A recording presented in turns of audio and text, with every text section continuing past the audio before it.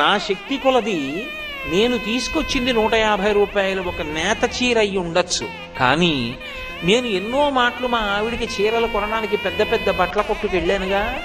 వెళ్ళినప్పుడు పెద్ద పెద్ద అంచులున్నటువంటి పట్టు చీరలు అక్కడ కట్టబడి ఉండగా ఎదురుగుండా చీర కట్టుకుంటే ఎలా ఉంటుందో అలాగే బొమ్మలకు కట్టో లేకపోతే గోడకు కట్టో మేకు కట్టో ఉంటాయిగా. అవి చూసావుగా.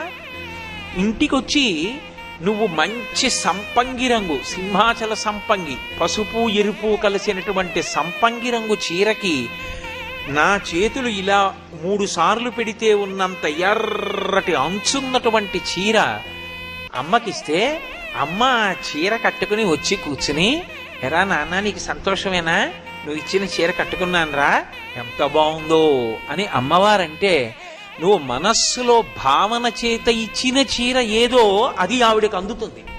నువ్విక్కడ 1,00,000 రూపాయలు పెట్టి